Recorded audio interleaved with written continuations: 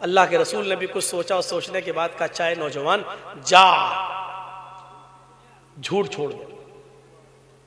एक तो छोड़ सकता है ना, कहां क्या झूठ छोड़ दे। हंसने लगा। मैं तो बड़ा अक्लमंद समझता था आपको, दानिशमंद। आप शराब कहते छोड़ने के लिए तो मेरे लिए मुश्किल होता, आप अगर कहते चोरी छोड़ दे तो मुश्किल होता, उसी पर तो मेरी बीवी बच्चों का गुजर बसर चल रहा है, मुश्किल होता। आप कहते जिना छोड़ दो तो मुश्किल होता, क्योंकि किसी से इश्क हो जाए, प्यार हो जाए तो उसको भूलना बड़ा मुश्किल होता। और आपने तो मुझसे झूठ छुड़वाया। हाथ यदक, यह है मुस्तफा अहमद के अल्फाज, हाथ यदक, अपना हाथ बढ़ाइए। मैं आपके हाथ पर हाथ रखकर अल्लाह की कसम खाकर कहता हूं कि मैं शराब को मैं झूठ नहीं बोलूंगा। आपके हाथ पे हाथ रखकर बैत करता हूं कि मैं आज के बाद झूठ नहीं बोलूंगा। अल्लाह की कसम, उसकी उस जात की कसम जिसके कब्जे में मेरी जान है, मैं झूठ नहीं बोलूंगा। आपने कहा जाओ। वो चला गया।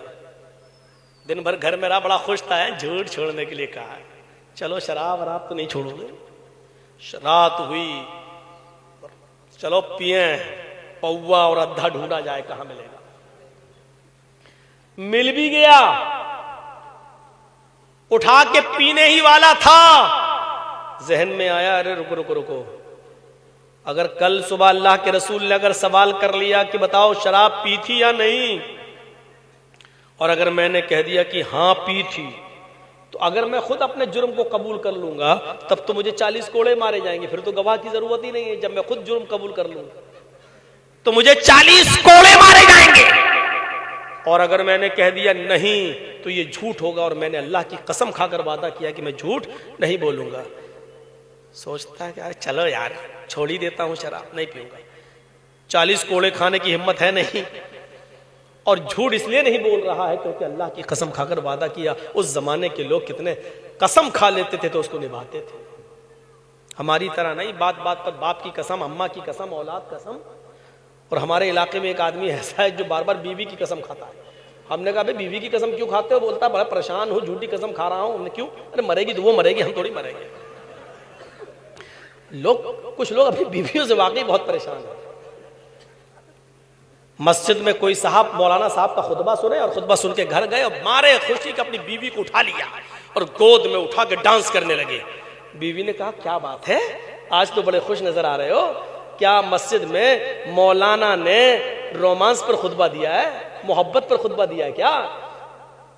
शौहर बोला नहीं नहीं, मौलाना साहब ने खुतबे में कहा है जो अपनी सबसे बड़ी मुसीबत खुशी खुशी उठाएगा वो सीधे जन्नत में जाएगा। तो हम अपनी बड़ी मुसीबत खुशी खुशी उठा रहे हैं ताकि जन्नत में चले जाएं।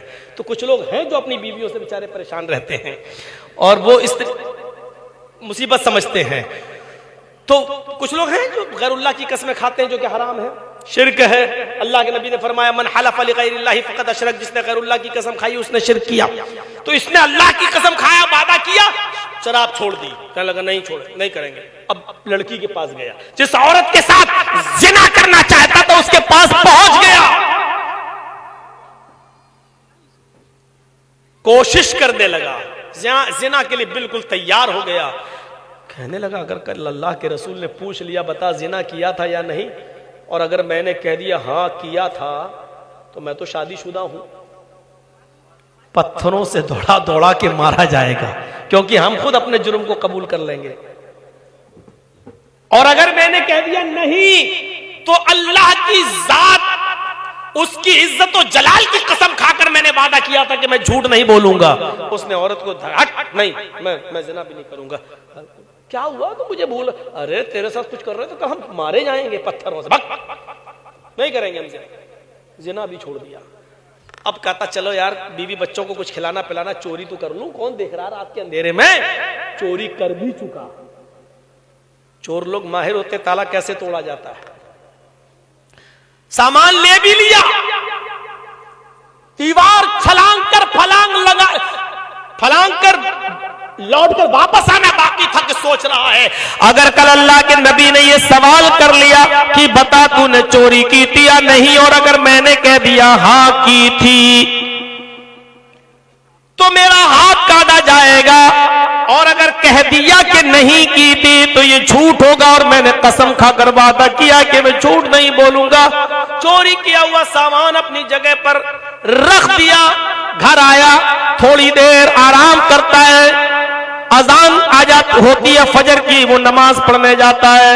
फजर की नमाज पढ़ने के बाद अल्लाह के नबी सल्लल्लाहु अलैहि वसल्लम से वो मुलाकात करता है। नबी अकरम सल्लल्लाहु अलैहि वसल्लम के पास जाकर बैठ जाता है, चेहरा उतरा हुआ है, आप इधर देखिए, उसका चेहरा उतरा हुआ है। इसी दरमियान थोड़ी देर के बाद सूरज तुलू हो जाता है।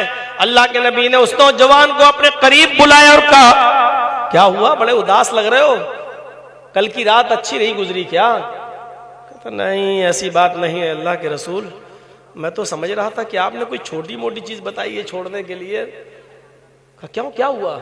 कहा आपने एक गुनाह छुड़वाया था, झूठ, मैं बड़ा परेशान हो गया। कहा क्यों? कहा उस झूठ की वजह से मेरी शराब भी छूट गई, चोरी भी छूट गई, जिना भी छूट गया। अल्लाह के नबी के चेहरे पे मुस्कुराहट आ गई और आपने फरमाया कि मैं जानता हूं, फ़इन्नल किज़्बा रअसुज़्ज़ुनूब, झूठ तमाम बुराइयों की जड़ है, तमाम बुराइयों की जड़ है झूठ। अगर तुम झूठ को छोड़ दोगे ये तो बुराइयां ऑटोमेटिकली छूट जाएंगी। मेरे भाइयों, ये मसलहत नहीं थी तो और क्या था? आप चाहते तो ये कह सकते थे छोड़, चारों गुनाह तुझे छोड़ना पड़ेंगे, चारों गुनाह छोड़ना पड़ेंगे। इस्लाम में शराब भी हराम, इस्लाम में चोरी भी हराम, इस्लाम में जुआ भी हराम, इस्लाम में झूठ भी हराम, लेकिन आपने उससे कहा नहीं, एक छोड़ दो। जरा गौर करो मेरे भाइयों, हम एक एक गुनाह अपने मुआशरे से छोड़ने की कोशिश करें तो एक एक करके सारे गुनाह छोड़ सकते हैं, लेकिन हम कोशिश करते नहीं है, कोशिश करते नहीं है।